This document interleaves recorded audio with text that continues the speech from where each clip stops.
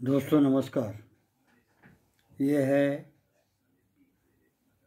Sir Hahnemann के जीवनी के बारे में द्वितीय भाग, सीरीज नंबर 2।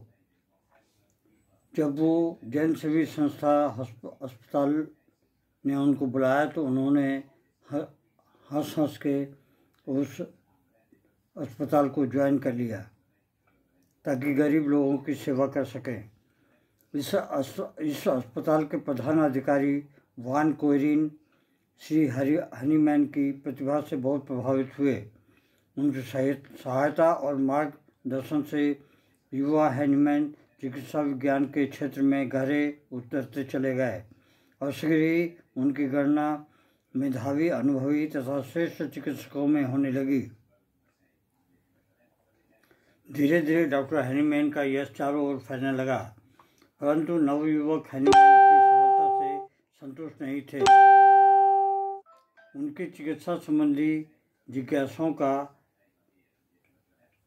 समुचित समाधान नहीं हो पा रहा था और वह मन ही मन बहुत ही खिन्न रहने लगे।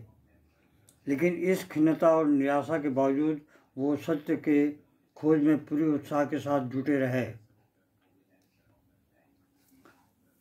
अपनी जिज्ञासा की सही समाधान प्राप्त करने की कोशिश करते रहे। धीरे धीरे उनकी शोहरत पेंसिल्वानिया के गवर्नर के कानों तक जा पहुंची। इस प्रांत की लाइब्रेरी बहुत ही विशाल थी और गवर्नर एक योग्य अध्यक्ष की तलाश में थे। गवर्नर महोदय ने श्री हनीमैन को इस पुस्तकालय के अध्यक्ष पद की पेशकश की थी, जो कि सर हनीमैन ने खुशी खुशी स्वीकार कर ली। उन्होंने इस उम्मीद से इस पद को स्वीकार किया कि पुस्तकालय के ग्रंथों का जो ग्रंथ रखे हुए हैं उनके अध्ययन कर शायद वो अपनी जिज्ञासाओं के संतोषजनक उत्तर प्राप्त कर सकें। इस पुस्तकालय में दुनिया की लगभग सभी भाषाओं के श्रेष्ठ ग्रंथ भरे पड़े थे। श्री हनीमैन ने उन सभी भाषाओं के चिकित्सा ग्रंथ पढ़ डाले जिनको वो समझते थे। साथ ही उन्होंने कई भाषाएं भी सीख ली। पुस्तकालय में चिकित्सा विज्ञान के विषय में मौजूद सभी ग्रंथों को पढ़ लेने के बाद श्री हनीमैन ने इस पद से अवकाश ग्रहण कर लिया। सत्य की उनकी जिज्ञासा इस गहन अध्ययन के बाद भी शांत नहीं हुई। वो अब तक यह भली प्रकार समझ चुके थे कि उस समय प्रचलित चिकित्सा प्रणाली सर्वथा सारहीन और खोखली थी, परंतु वह इस स्थिति में नहीं थे कि खुलकर उस चिकित्सा प्रणाली की आलोचना कर सकें। अतः उन्होंने एमडी की उपाधि अर्जित करने का निर्णय लिया। इनलॉजन से उपाधि उन्होंने ससम्मान पूर्वक प्राप्त कर ली। इस समय 1789 था। उनकी आयु इस वर्ष तक केवल 24 वर्ष की थी। एमडी की उपाधि प्राप्त करने के बाद उन्होंने डॉक्टरी प्रैक्टिस प्रारंभ कर दी। 1782 में वो गोमर्न के सरकारी अस्पताल में चिकित्सक के पद पर नियुक्त हुए। इसके साथ ही उनके अध्ययन अनुसंधान का क्रम बराबर चलता रहा। चिकित्सा कार्य के साथ वह रसायन, खनिज विद्या आदि यथाविधि अध्ययन करते रहे। इस समय वो देसी नायक नाहर में रह रहे थे। गोवन में अपने निवास के दौरान उन्होंने रसायन शास्त्र की बहुत सारी पुस्तकों का अनुवाद किया था।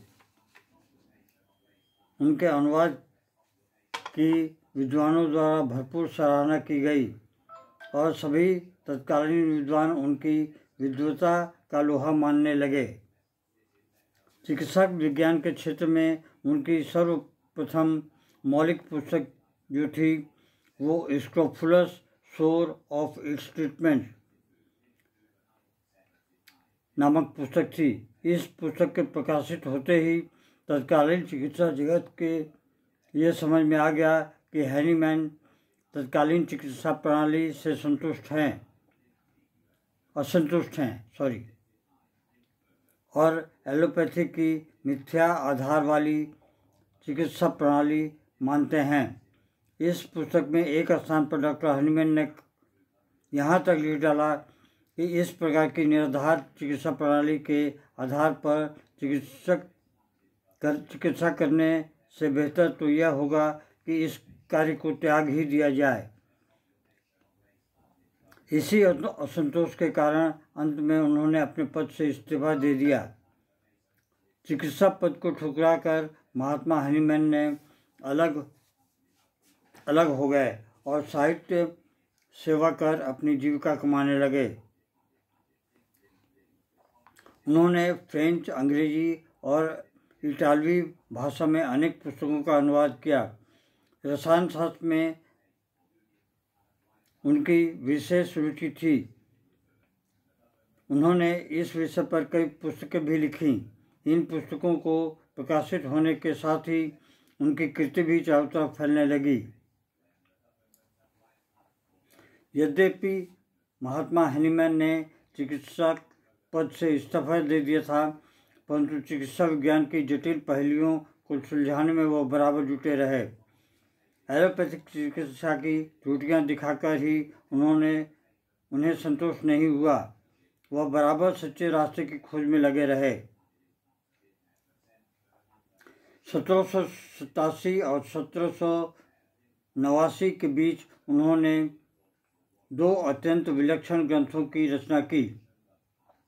उन्होंने विनेगर तैयार किया और संसार को बताया कि कैसे और किस विधि द्वारा तैयार किया जा सकता है।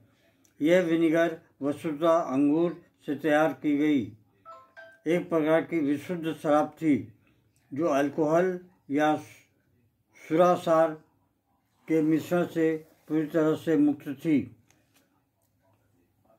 अपनी दूसरी पुस्तक में उन्होंने औषधियों की शुद्धता की परीक्षा करने की विधियों का सविस्तार वर्णन किया। इसके अलावा उन्होंने कितने ही नए रसायनों का भी आविष्कार किया। शराब की शुद्धता की परीक्षा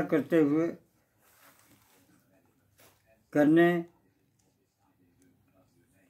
पोटेशियम से सोडा तैयार करने इत्यादि की विधियों का भी उन्होंने पूर्व विवरण प्रस्तुत किया।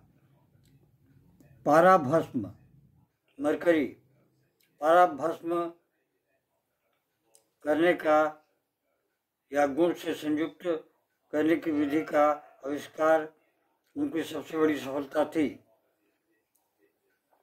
आयुर्वेद में भी यह माना गया कि विशुद्ध पारा भस्म गुणों की दृष्टि से अमृत तुल्य होता है। प्राचीन भारतीय मुनि इसका अद्भुत ढंग से निर्माण करते थे तथा इसके द्वारा असाध्य रोगों का नया जीवन प्रदान करते थे।